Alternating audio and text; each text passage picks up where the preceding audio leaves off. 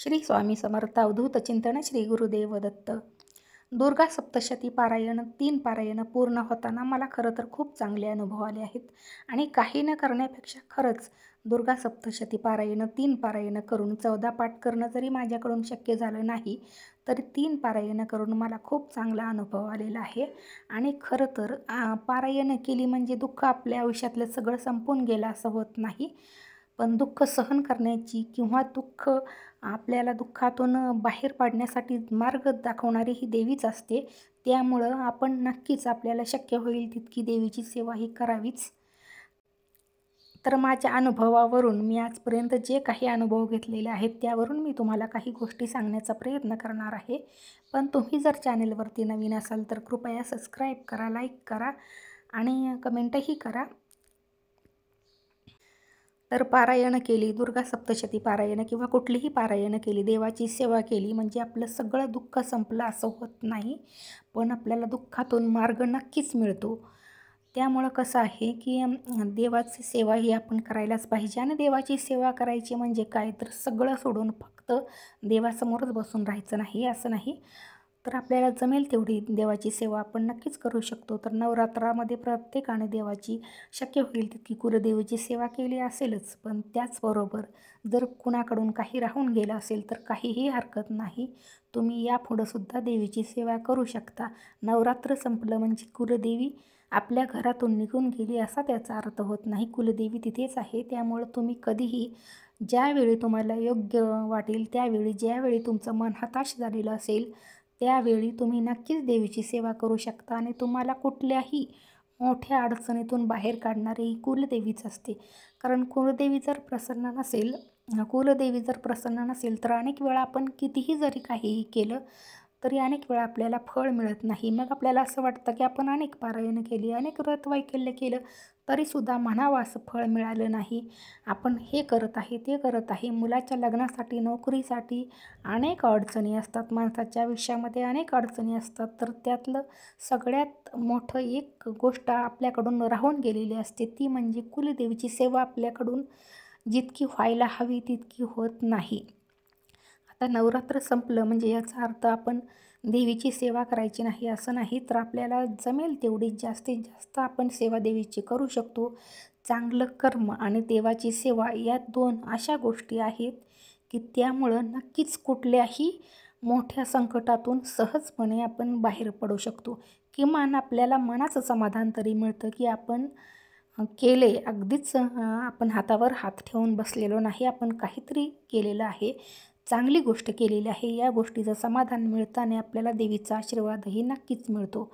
तर मला अनेक वर्षापासून जशी मी स्वामी सेवेमध्ये आले, स्वामींची 108 पारायणं करताना कुलदेवीची, दुर्गा देवीची, कुलदेवीची, तुळजा भवानी देवीची 3 सप्तशती, दुर्गा सप्तशती 3 पारायणं करताना मला खूप चांगले अनुभव आलेले आहेत।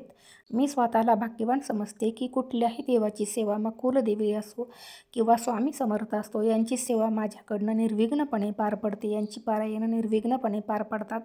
ह्या गोष्टीसाठी मी स्वतःला खरंच भाग्यवान समजते, कारण अनेक वेळा आपण कितीही प्रयत्न केलं तरीही अशा गोष्टी आपल्याकडून होत नाहीत। त्यामुळं जर आपल्याकडून होणार असतील तर याचा अर्थ असा आहे की तो मार्ग आपल्याला देवानेच दाखवलेला आहे। आणि मी स्वामी सेवेत आल्यापासून, मी कुलदेवीची सेवा करायला लागल्यापासून कुलदेवीनं, स्वामी समर्थांनी अनेक वेळा मोठ्या मोठ्या संकटातून मला सहजपणे बाहेर काढलेलं आहे। आता प्रत्येक गोष्टी आपण सांगू शकत नाही, कारण जो काही अनुभव आलेला आहे तो आपल्या स्वतःला आलेला असतो। अनेक वेळा आपण सगळं शब्दात सांगू शकत नाही, पण मला खरं तर की अनेक वेळा खूप असे चांगले चांगले अनुभव आलेले आहेत।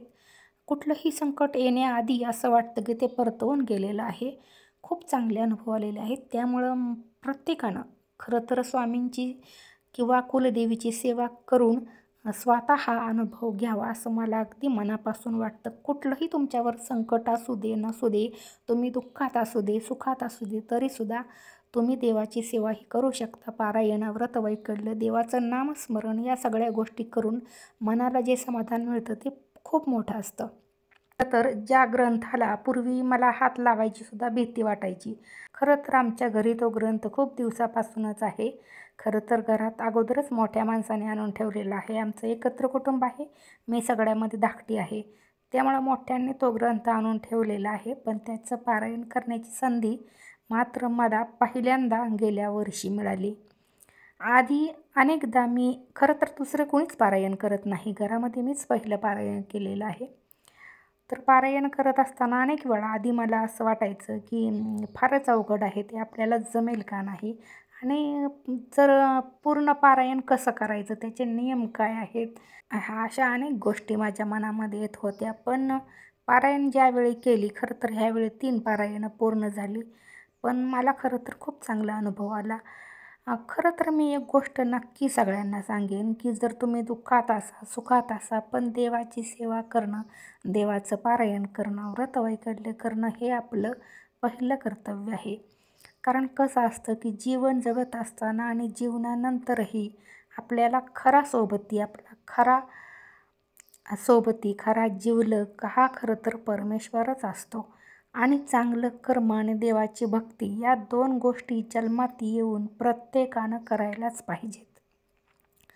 तर आता दुर्गा सप्तशती पारायण करत असताना अनेक वेळा मला आधी खरं तर नको असं वाटत होतं. पण ज्यावेळी मी पारायणं केली, 3 पारायणं माझी पूर्ण झाली, तेव्हा खरं तर खूप आनंद झाला मला. आणि खरं तर ही 3 पारायणं करत असताना कुठलीही अडचण आली नाही, कुठलंही विघ्न आलं नाही. अत्यंत छान पद्धतीनं ही 3 पारायणं झाली. आणि त्या ग्रंथामध्ये खरं तर मी अनेक गोष्टी आहेत, मी सगळ्याच वाचते. तर कुलदेवीच्या सेवा करत असताना आपल्याला जरी दुर्गा सप्तशती पारायण करणं शक्य झालं नाही, प्रत्येक वेळीच आपल्याला पारायण करणं शक्य होत नाही, पण दिव्य कवच हे तुम्ही नक्कीच रोज वाचू शकता. दिव्य कवच म्हणजे प्रत्यक्ष देवीचं कवच आपल्या भोवती असतं. आणि कुठलीही वाईट शक्ती, जी व्यक्ती दिव्य कवच ही वाचत असते, कुठलीही वाईट शक्ती, कितीही माणसांनी आपल्याबद्दल वाईट योजना आखल्या, वाईट करण्याचा प्रयत्न केला, कितीही काहीही केलं तरीही आपल्या केसालाही कोणी धक्का लावू शकत नाही, जर आपण दिव्य कवच हे देवीचं मनापासून वाचत असू तर. त्यामुळं आपण अगदी मनापासून हे दिव्य कवच तरी आपण नित्यनियमानं रोजच नक्कीच वाचावं. आणि या वाचनाचा असा फायदा होतो की देवीचं कवच तर आपल्या भोवती असतंच, पण त्यामुळं आपल्या घरामध्ये होणारी भांडणं थांबतात. आपल्या घरामध्ये जर कुणाला नोकरी वगैरे लागत नसेल तर नोकरी लागते. कुणाला अतिशय प्रभावशाली असं हे दिव्य कवच आहे. त्यामुळं जर आपल्याला दुर्गा सप्तशती पारायण करणं शक्य होणार नसेल तर दिव्य कवच हे तरी आपण नक्कीच रोजच वाचायला हवं. आणि जरी रोज वाचणं झालं नाही तरी मंगळवारी, पौर्णिमा किंवा असे मुख्य जे असे दिवस असतात त्या दिवशी तरी आपल्या कुलदेवीचं हे दिव्य कवच आणि 1 माळ नवार्णव मंत्राची ह्या 2 सेवा तरी आपण नक्कीच करायला हवेत. मग कुठलंही संकट, कुठलीही वाईट शक्ती आपल्या भोवती आपल्याला त्रास द्यायला कधीही येणार नाही. कारण देवीचं कवच ज्यांच्या भोवती असतं त्यांना कुणीही काहीही करू शकत नाही. आणि देवीचा आशीर्वाद मिळवण्यासाठी आपण ही सेवा नक्कीच करू शकतो. वाचल्यामुळं जे असाध्य आहे, जे आपल्याला वाटतं आहे की हे कधीच शक्य नाही, ते सुद्धा साध्य होतं.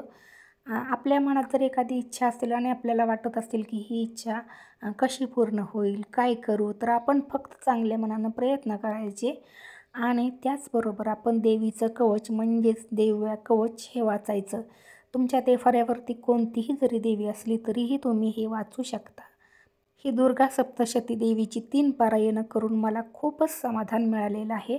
कारण कसं आहे की जर मनामध्ये आपल्या चांगला विचार आला, तो प्रत्यक्ष अंमलात जर आपण आणला नाही तर अनेक वेळा मनाला एक रुखरुख लागून राहते. माझ्या मनामध्ये खूप महिन्यांपासूनच मनात होतं माझ्या की यावेळी खरं तर आपण 14 पाठ पूर्ण करायचे, म्हणजे 14 पारायणं पूर्ण करायची.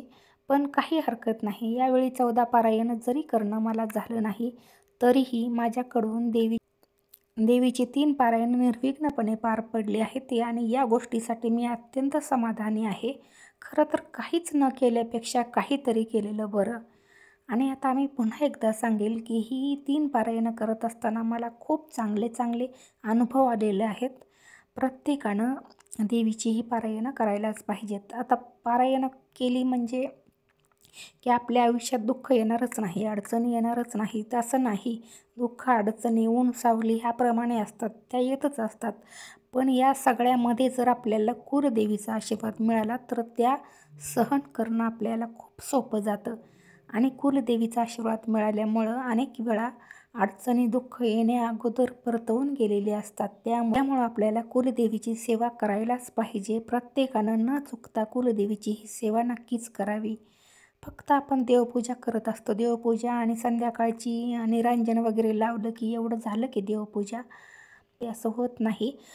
तर हे दिव्य कवच आपल्याला ज्यावेळी वेळ मिळेल तेव्हा आपल्याला दिव्य कवच हे वाचायला पाहिजे.